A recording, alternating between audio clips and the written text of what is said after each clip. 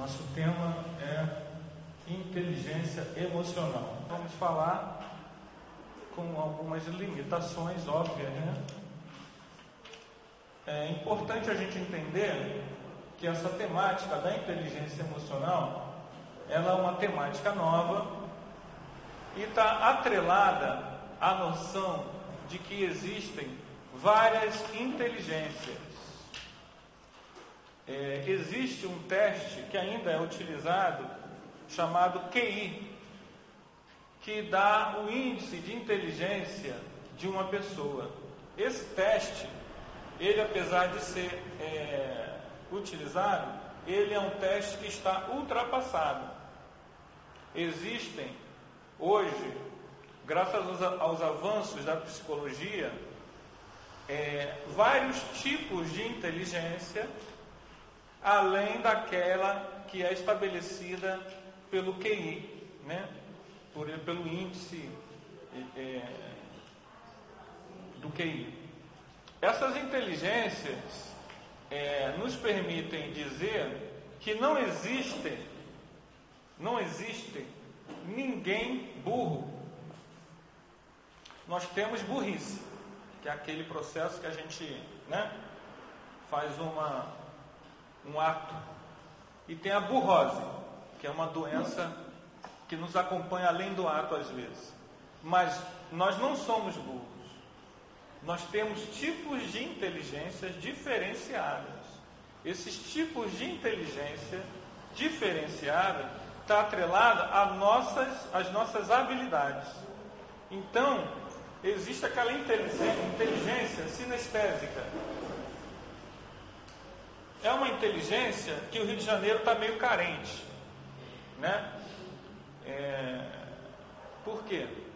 Porque o melhor time do Rio de Janeiro está em 14º lugar. Então é uma inteligência que o Romário tinha, né, que o Pelé tinha, que o Rio de Janeiro hoje, os times do Rio de Janeiro não tem, do Vasco não vale, porque está na segunda divisão. Então a inteligência podálica, sinestésica, né, que é aquela inteligência que parece fácil. A gente, quando está vendo o jogo na TV ou no Maracanã, a gente diz, pô, até eu faria. Mas, na verdade, quando a gente entra no campo, a gente vê que não é tão fácil assim, né? É aquela falta que exige todo um cálculo, mas esse cálculo ele não é feito através da matemática. As pessoas brilhantes nessa área são os jogadores de atividades como basquete, futebol, os bailarinos, os dançarinos. Eles têm um domínio do corpo, é um tipo de inteligência. Existe outros tipos de inteligências ligados à questão da memória, a memória de objetos, a memória de sons, a memória de gostos. A pessoa que tem uma alta capacidade de estabelecer diferenças em gostos. Onde que a gente encontra pessoas assim? As pessoas que são cervejeiros, os que provam a cerveja para saber se a cerveja está dentro daquele padrão de qualidade. As pessoas que trabalham nas fábricas de chocolate para saber se elas têm um gosto apurado. As pessoas que gostam de vinho, né? Você pega aqueles diversos vinhos, quem gosta de vinho, né? Quem bebe, e sabe a diferença, o tipo, o porquê. É um tipo de inteligência. Existe aquela pessoa que tem uma inteligência que ela sabe vender algum produto, né? Ela sabe persuadir, ela tem o dom de convencer. É um tipo de inteligência. Há vários tipos de inteligência, né, registrados. A inteligência emocional é um tipo de inteligência que nós não estamos habituados. Por quê? Porque a inteligência emocional está relacionada à qualidade dos nossos sentimentos, à qualidade da nossa capacidade de ter empatia, de sentir a dor do outro. Uma das maiores dificuldades na história da humanidade foi a construção da moral. A moral, ela não se construiu de uma forma fácil, né? Nós temos hoje uma dificuldade muito grande em que nós temos uma moral muito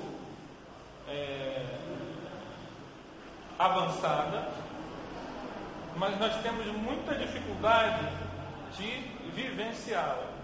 Então, o nosso código de ética hoje, ele é avançado, mas nós temos um pouco de dificuldade de vivenciá-la.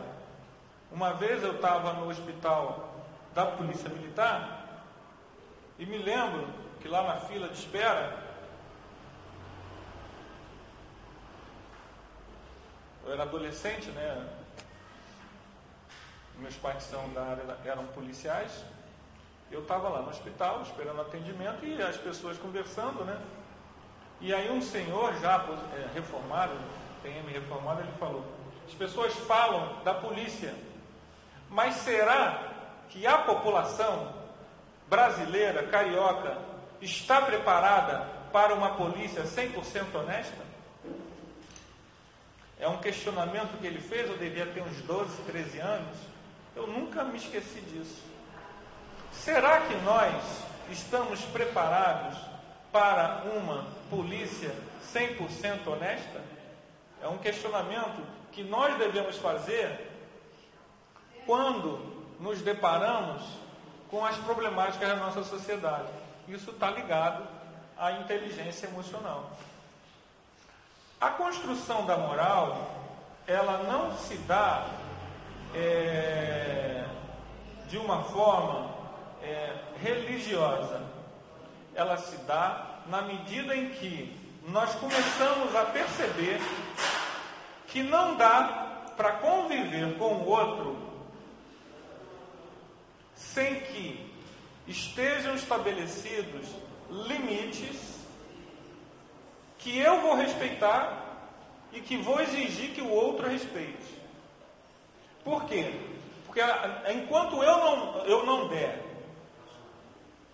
não estabelecer esses limites, pensando só em usufruir de vantagens, eu estou esquecendo que as outras pessoas também não terão limites.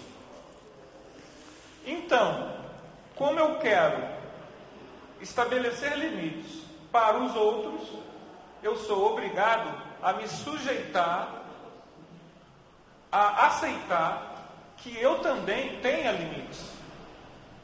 Então vocês veem que a gente, não é bem que a gente queira ter limites, é que fica difícil eu não estabelecer limites para mim, sem que as outras pessoas também não tenham.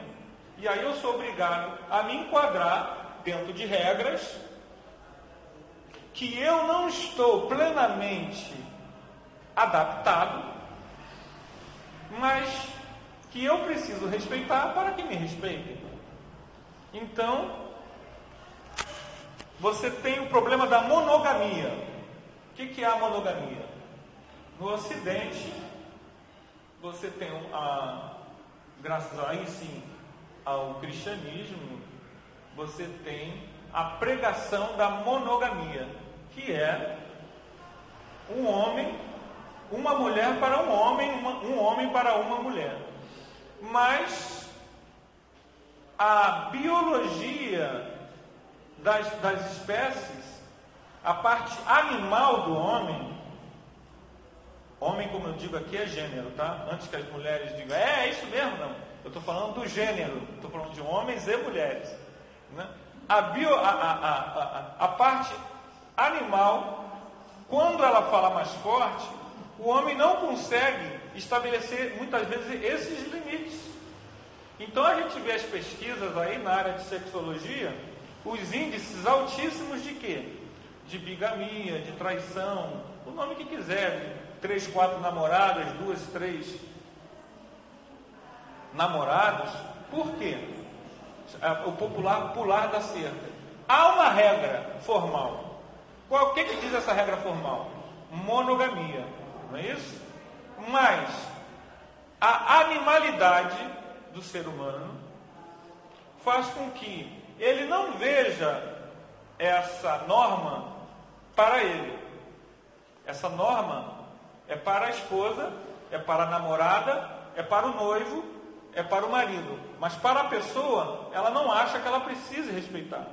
Então você tem casos em que a pessoa mostra essa coerência, em que ela sai com 2, 3, 4, mas se o cônjuge sai com 1, ela vai lá e mata. A gente sabe que isso acontece aí nos noticiários.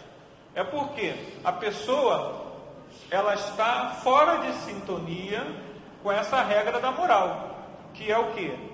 O Chico Xavier falou uma vez sobre essa questão do direito do homem, do direito da mulher. O Chico falou assim: tudo que o ganso bebe, a gansa também pode beber, né? Uma coisa simples. As regras precisam ser estabelecidas e respeitadas. E nós precisamos entender que os desajustes que nós trazemos dentro de nós, para as dificuldades para seguir essas regras, estão atreladas a uma fraca inteligência emocional. O conhecimento espírita, o que ele diz para a gente? Nós somos espíritos imortais. Uma vez criados por Deus, somos imatáveis e imorríveis. Podemos mudar de plano, do plano físico para o plano espiritual, mas não deixamos de existir. Primeira informação que a doutrina espírita nos passa: nós somos imortais, sobreviveremos a esta vida. Quem morre é o corpo físico. Nós desencarnamos, saímos do corpo de carne, mas continuamos lúcidos e vivos e iguais ao que éramos antes de desencarnar. Ninguém vira santo porque desencarnou. Primeiro conhecimento. Segundo, ninguém vira santo porque desencarnou. Continuamos iguais ao que nós éramos, nossos gostos, preferências e tendências. Logo, a segunda regra: nós conseguimos manter contato com o plano físico. Esse contato com o plano físico poderá ser de uma forma avançada, em que nós voltamos amorosamente para rever os nossos entes queridos, para auxiliar, para participar de caravanas de luz, para socorrer, para inspirar coisas boas. Ou não avançada, em que nós estamos agarrados aos nossos vícios. Que vícios? Que nós cultivávamos quando estávamos encarnados. Então, como a gente não muda, certo? Você não muda. Se você tem um vício muito arraigado, uma raiva muito sentida, um apego a alguma coisa, a uma casa, a um carro, a uma pessoa, aos livros, à universidade, a qualquer lugar, você não se livra desse apego, você quer estar lá. Então, ao desencarnar, há como que uma imantação magnética que te puxa àquele local. Então eu acho engraçado, porque tem uns programas, não sei se é na Fox, um desses canais aí, que é sobre casa assombrada. Aí eles fazem aquele clima, a câmera vai, adentra a casa e vai mostrando. Aí eu fico olhando aquilo, aí já uns 2 colegas, Anderson, tem um programa assim?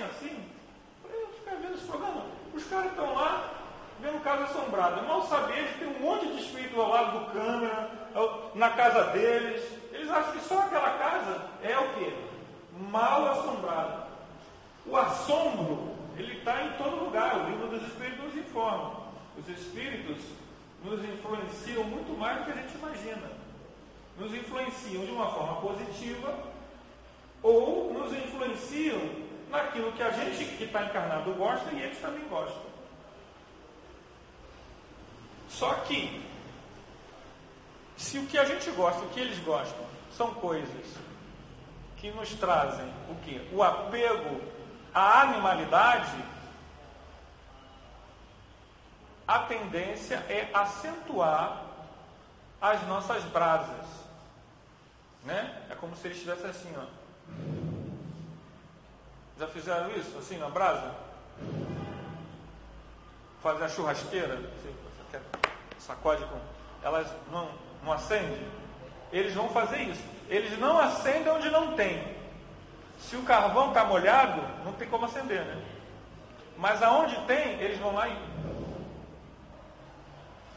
O que é isso?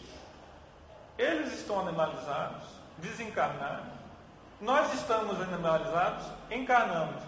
Logo, a quebra da moral acontece. Por quê? Porque a gente não consegue, por estar com aquele desejo muito forte dentro da gente, não sabe que isso está acontecendo. Tem noção de nada disso. Essa ciência espiritual, a gente é completamente ignorante sobre isso. E além do nosso desejo, há pessoas que, para poderem usufruir, continuar usufruindo do mesmo desejo, e sabem que aquela pessoa tem e gosta, eles estão ali atrelados. Então, a pessoa não consegue manter aquele verniz de moral. Ele quebra a conduta padrão e segue a erupção dos seus desejos e ambições, acesos ainda mais por companheiros invisíveis que estão também doidos para usufruir daquilo. Por quê? Porque o cidadão que morre, ele não tem mais necessidade das coisas físicas, em tese. Mas se você gosta muito de uma coisa, você não muda, você continua gostando. Mas como você não tem no mundo extrafísico, no mundo espiritual, você vai utilizar, a pessoa acaba descobrindo que ele pode usar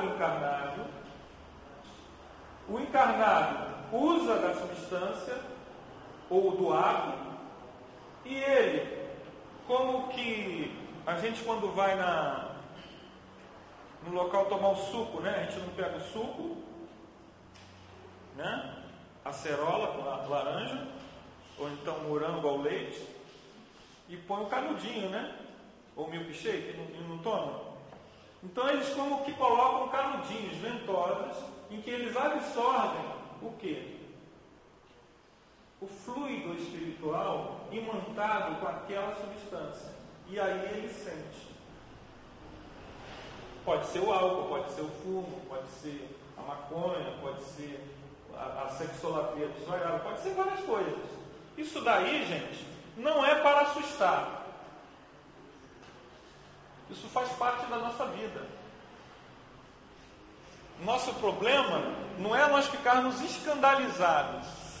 num falso moralismo. Nós precisamos entender o mecanismo para que possamos o quê? Nos vacinar.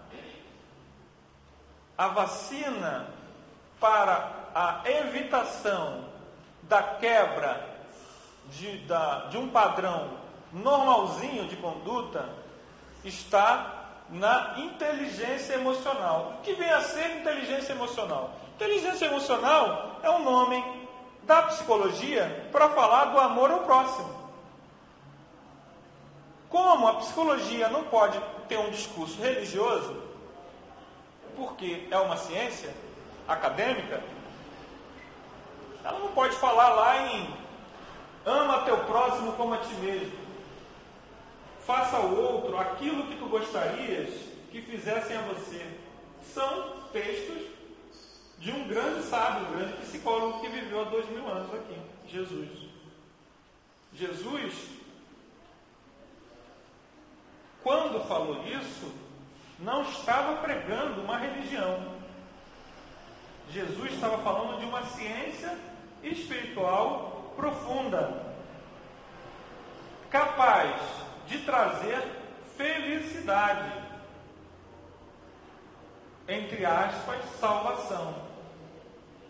A confusão começa quando você começa a trocar os ensinos de Jesus para obter a salvação, felicidade, libertação espiritual, pela figura dele.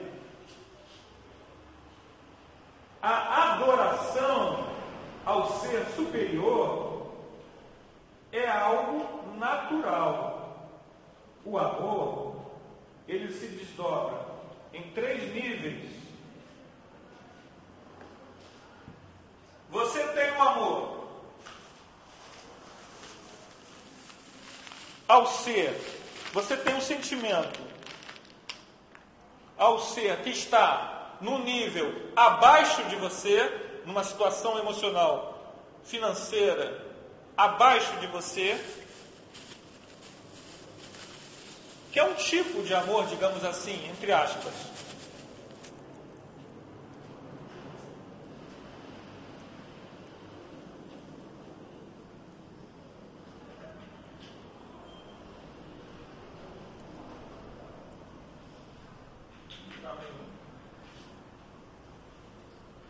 Você pode chamar de piedade, compaixão, misericórdia,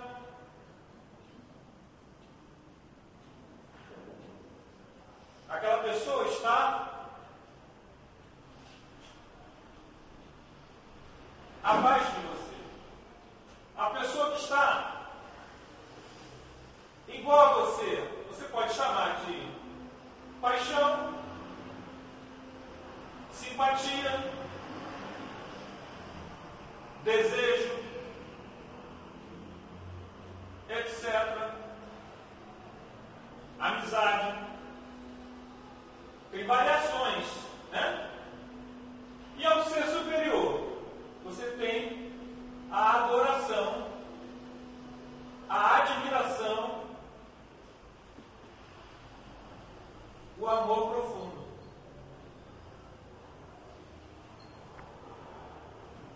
Jesus, cabe a Jesus nós termos esses sentimentos. O sentimento superior aos seres superiores estimulam em nós frequências superiores na nossa alma. O progresso se dá na medida em que nós conseguimos sair da animalidade e passar para a espiritualidade. A nossa dificuldade está que nós, como mundo material, para grande parte de vocês, de nós, aquilo que a gente observa, vê e interage, a gente acha que os sentimentos aos seres superiores, iguais, e numa situação mais complicada, precisa só existir quando nós precisamos dessas pessoas. Isso é o egoísmo. O sentimento de amor, ele tem como principal característica o desinteresse pessoal por aquilo. O amor, ele cede. Não existe a possibilidade de alguém matar por amor. Se uma pessoa mata, ela mata pelo desejo, pela paixão, porque ela está, além de obsediada, totalmente obsediada. Quem mata está obsediado, não tem jeito. Não tem, vou falar aqui meias palavras. Nós temos que ser claros. A pessoa está presa à animalidade. Quem está visando a espiritualidade irradia os sentimentos de amor. Quem irradia ou procura irradiar, quem acha que isso é um valor que vale a pena a gente ter como objetivo, está começando a desenvolver a sua inteligência emocional. E aí, quando a pessoa começa a desenvolver a sua inteligência emocional, acontece um fator que ele é difícil de explicar. Nós começamos a enxergar as coisas de uma forma diferente. E quando você começa a enxergar as coisas de uma forma diferente, as suas reações, as coisas se tornam diferentes. O que é isso, enxergar as coisas de uma forma diferente?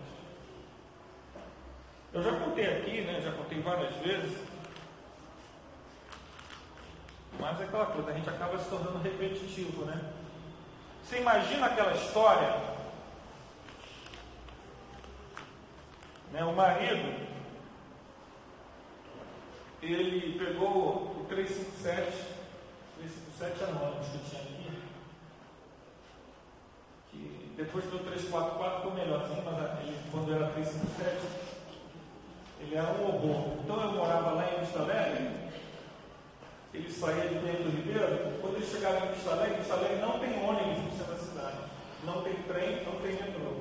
Quando ele chegava em Vista Alegre, as pessoas já estavam saindo pela janela, pela porta, e a gente tinha que entrar nele, porque ele era o ônibus mais rápido.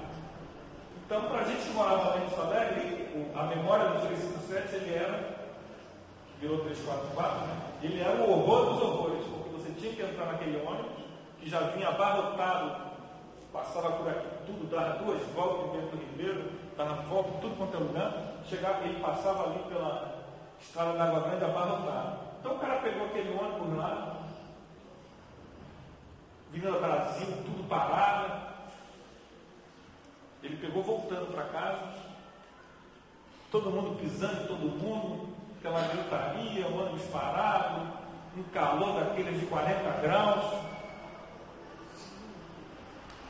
O chefe brigou com ele, porque ele errou no negócio todo. Aí chegou em casa, a mulher gritando lá, por causa disso, daquilo. Quando ele vai comer, o bife está queimado. Aí aquilo é a gota d'água, começa a discussão, a briga, que... Agora, outra situação. Já contei essa história aqui várias vezes, mas a gente vai repetindo, porque a gente vai... Já contei lá em cima também, vocês estão aqui em cima, coitado, Agora o que eu posso fazer? Eu tenho que mudar o disco, Mas enquanto vai servindo, a gente repete. O cara está no trabalho, o chefe chama ele, ô Frederico, vem aqui. Frederico, é o seguinte, você está aqui há 10 anos, essa é uma outra situação, né? Muito bem, esse teu salário aí de R$700, você agora vai ser vice-presidente, tu vai ganhar agora R$7.500 por mês. Tá? Você só vai trabalhar 6 horas por dia e tu vai ganhar um bônus de viagem, prêmio, para onde você quiser com a esposa, uma vez por ano. Como você vai ser vice-presidente da empresa, você não pode mais morar lá em Vista Alegre ou Oswaldo Cruz. Agora você tem que, nós vamos te dar uma casa onde você quiser. Aí o Frederico volta para casa radiante, né? Aí o carro da empresa deixou ele em casa. Quando ele chega em casa, a mulher, bem, eu tenho uma coisa para te contar. O bife queimou. Deixa esse bife para lá, vamos para um restaurante, hoje é dia de festa. É a mesma situação, bife queimado, né? Mas a reação é completamente diferente. O que mudou? Foi o bife? O bife continuou queimado. O que mudou? Você só trocou a história.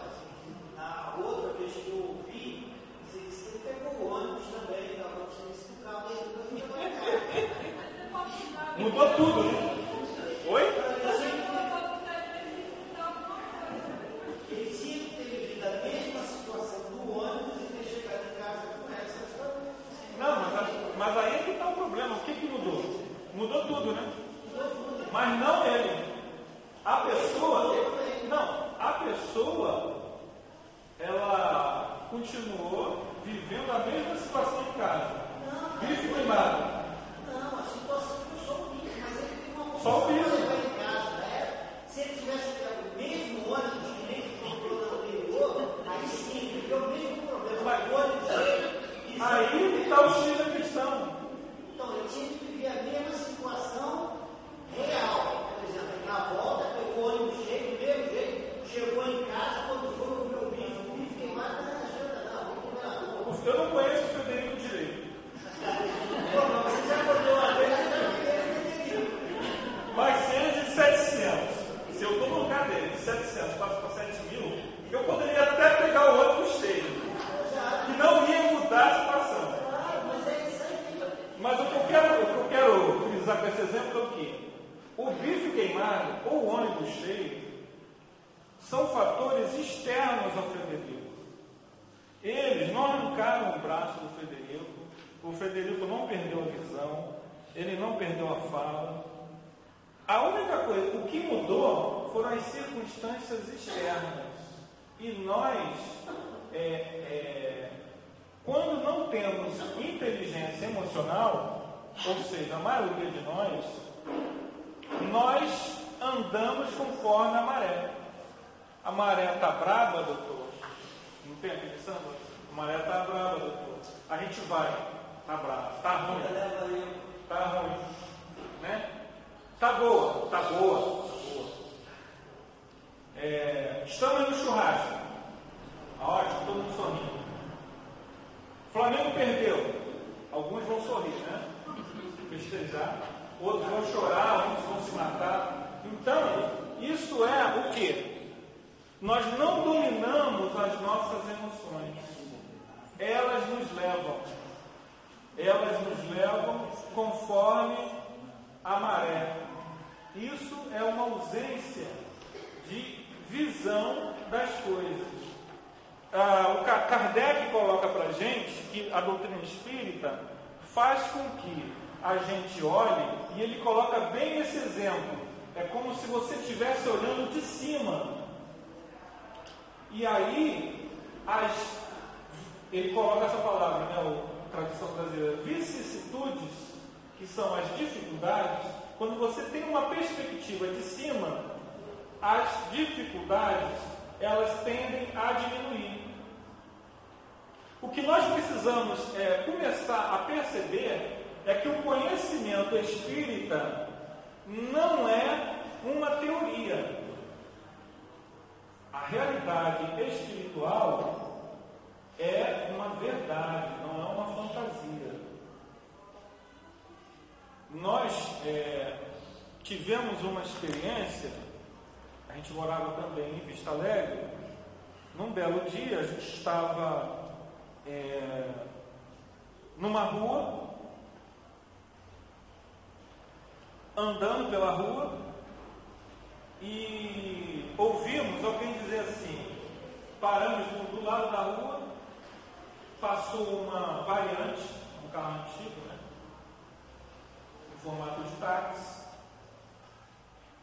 As pessoas saíram do carro e atrás vinha uma senhora. E aí alguém falava assim para mim, aquela senhora que você está vendo, que está indo atrás, ela é desencarnada. Aí eu olhava assim, e aquela senhora acompanhando, ela é parente daqueles familiares que estão ali. Puxa vida, por que ninguém fala nada? Por que ela está seguindo os familiares? Por que ela está ali presa? Tanta coisa no universo para ela ver. Se eu estivesse no lugar dela, eu ia querer conhecer tanta coisa.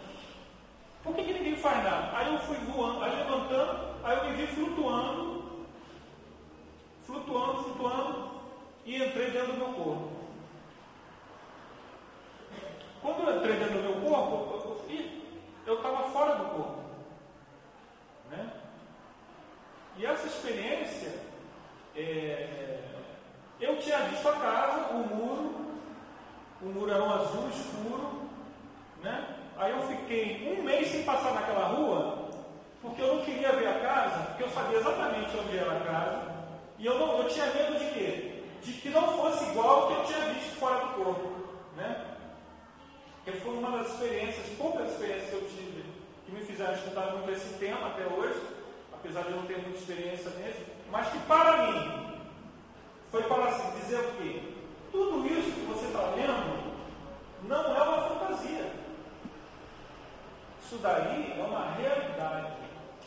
Acabou que um mês depois, eu conversando com um amigo no meio da rua, eu vi a casa e era o muro azul mesmo, né?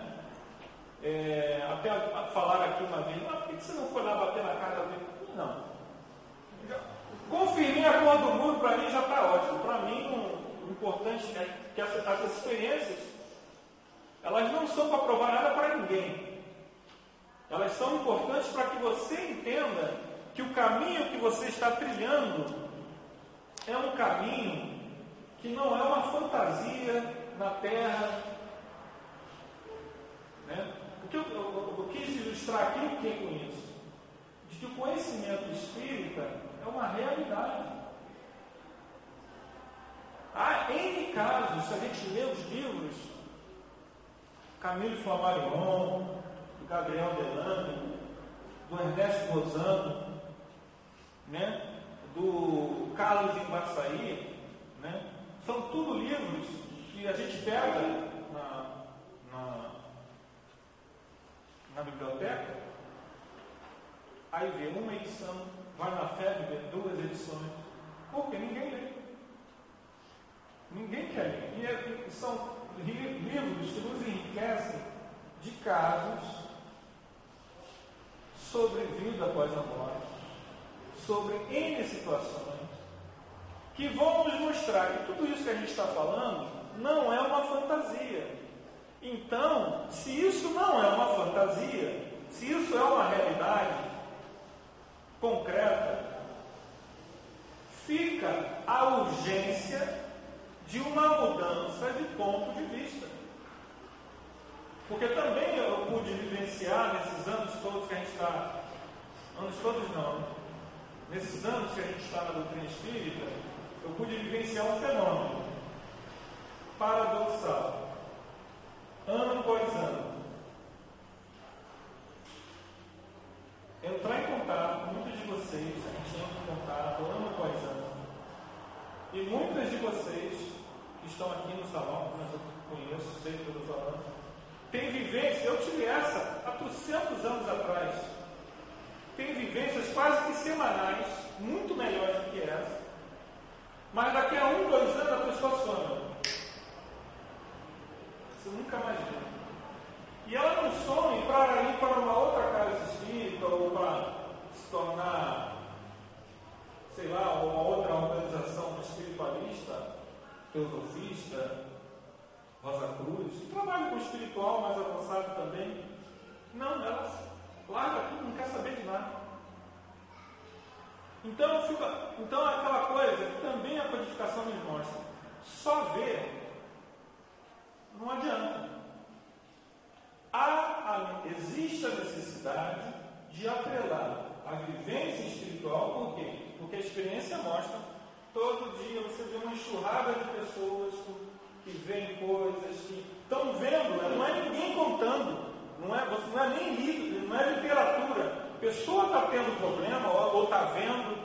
Uma época aqui teve uma criança da evangelização, há muitos anos atrás, que a mãe trouxe ela porque ela viu Jesus. Aí eu comecei a me perguntar, você viu Jesus? Eu vi Jesus. Como é que ele era? Ele era assim, não era Jesus que ela tinha visto. Ela tinha visto um espírito de branco. Só que a criança tinha 7, 8 anos, já tinha vivência. Esse fenômeno é muito corriqueiro no nosso dia a dia. Só que a gente não atrela a realidade do fenômeno, quer dizer, o que a doutrina espírita está dizendo é verdade.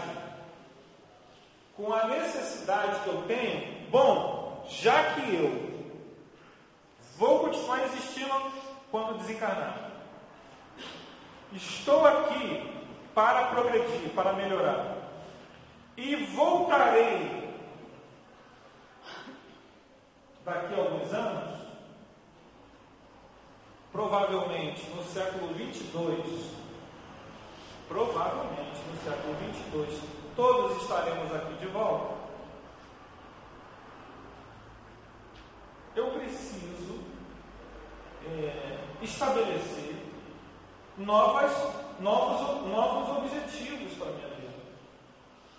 Eu preciso ter uma inteligência que eu ainda não tenho visto se falar muito sobre isso, mas que é a inteligência que nos interessa no momento.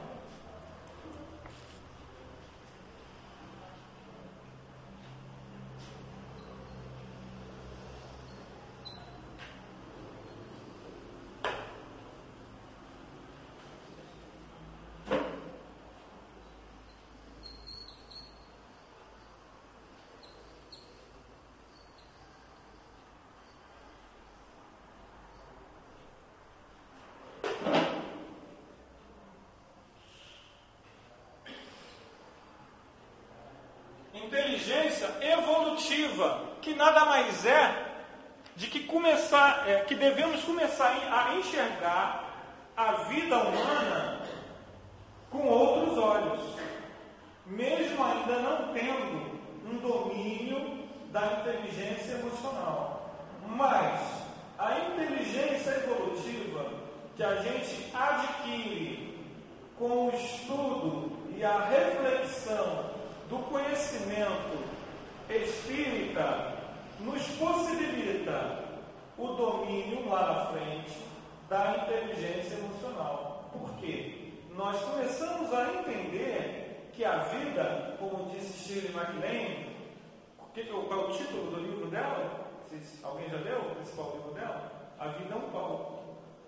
E nós estamos aqui, dentro do jogo da vida, para corrigirmos dificuldades íntimas que trazemos dentro de nós. Essas dificuldades foram construídas com erros que precisam ser reparados para que, consequentemente, as dificuldades íntimas sumam. Ninguém sofre pelo fato de que fez sofrer. A vida no planeta Terra é uma didática divina que estabelece que nós deixamos de sofrer quando temos plenamente compreendido a lição que aquela dor nos trouxe. Aquela dor, ela surge ou como prova, que são o quê? Desafios que a evolução nos propõe para que nós possamos saber se estamos crescendo ou não. Ou expiação, que é o quê? Coisas que nós cometemos no passado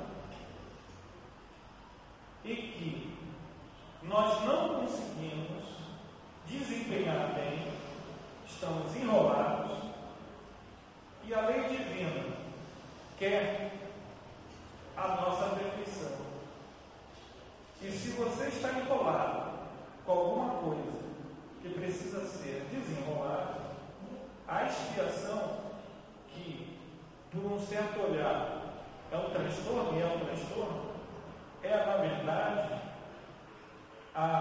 uma prova em que você vai reparar o seu erro e ao mesmo tempo crescer como pessoa.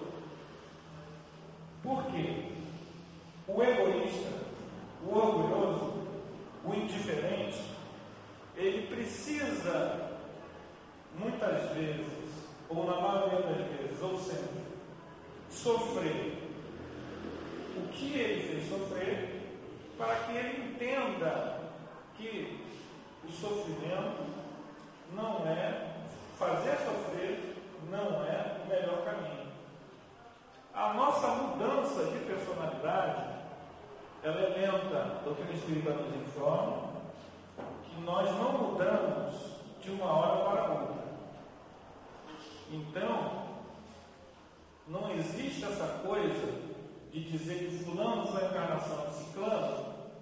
Se você comparar as duas vidas e elas não tiverem temperamentos parecidos, porque a personalidade é uma das coisas mais difíceis de mudar. Então a gente muda muito lentamente de uma vida para a outra.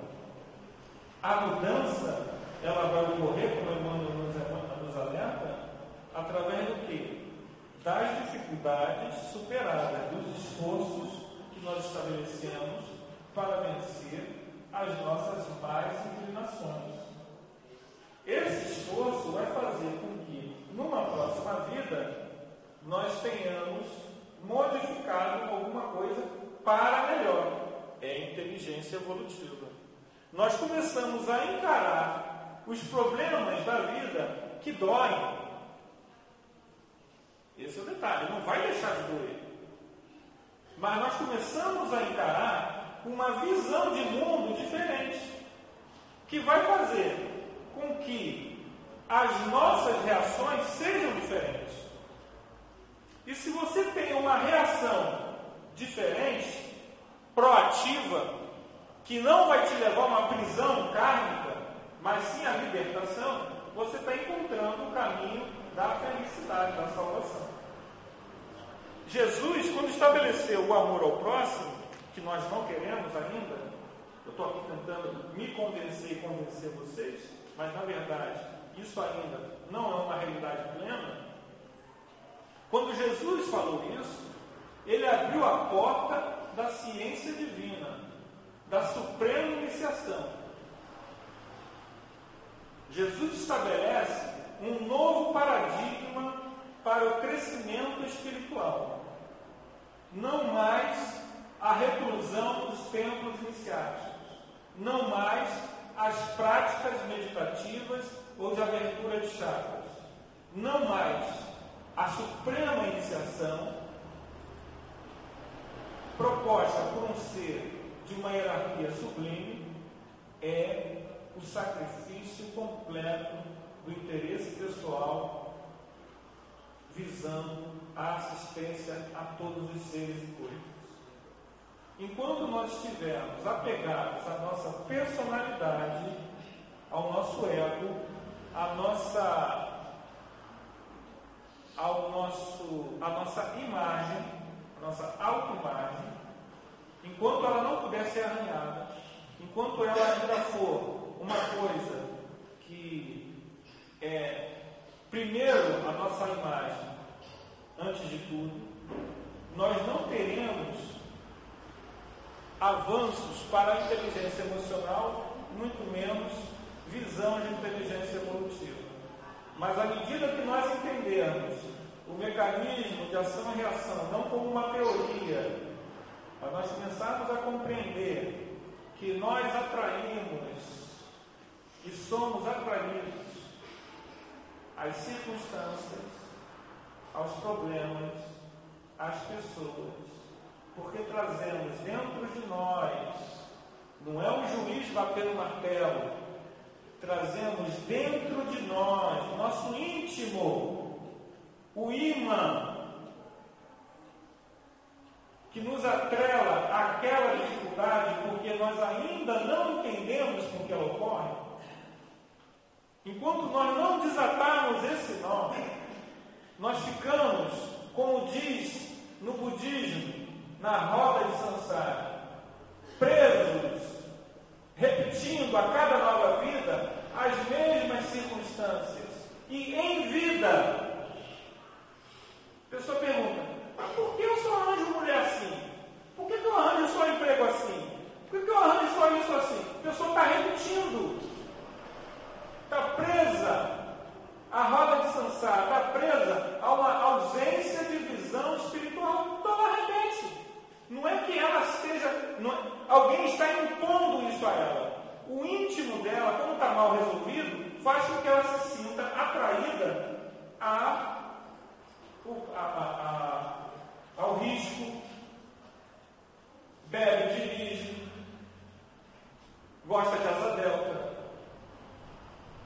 ama errado, bebe errado, trabalha errado. Não é ninguém impondo isso. Somos nós que não trazemos ainda uma visão clara, espiritual, um domínio de uma inteligência emocional, que por isso ficamos atrelados, como os vampirizadores que a gente começou a palestra falando, desencarnados, que ficam atrelados ao seu desejo de beber, ao seu desejo de fumar, ao seu desejo disso, daquilo outro. Nós também ficamos atrelados a essas circunstâncias que ficam se repetindo, que a gente define como expiação, mas que na verdade é falta de vergonha para crescer espiritualmente, porque a gente ainda não quer. Então vocês vejam como é que a gente precisa do conhecimento teórico, precisa da prática da caridade, precisa encarar Jesus não como um Deus, ou como um ser, ou como uma religião, mas como um mestre de sabedoria, um mestre de muita luz, que está fora dos planos de evolução, e que tudo que ele traz é para nos levar para o caminho da luz. Então precisa ser meditado essas palavras, para que nós possamos começar a enxergar melhor, compreender melhor, para amar mais e sair dessa prisão que nós mesmos engendramos, que ela está na nossa mente. Então, o domínio da inteligência emocional faz com que a nossa visão se aprofunde, o nosso coração se alargue e nós comecemos, afinal de contas, a não nos achar tão importantes assim. O importante não é a defesa da nossa personalidade, nem a defesa da nossa imagem. O importante é que reencarnamos e precisamos fazer dessa encarnação uma vida mais feliz, mais amorosa, mais afetuosa, mais generosa para com todas as pessoas, com todos os animais, com todo o planeta. Que Jesus continue nos amparando e nos inspirando hoje e sempre.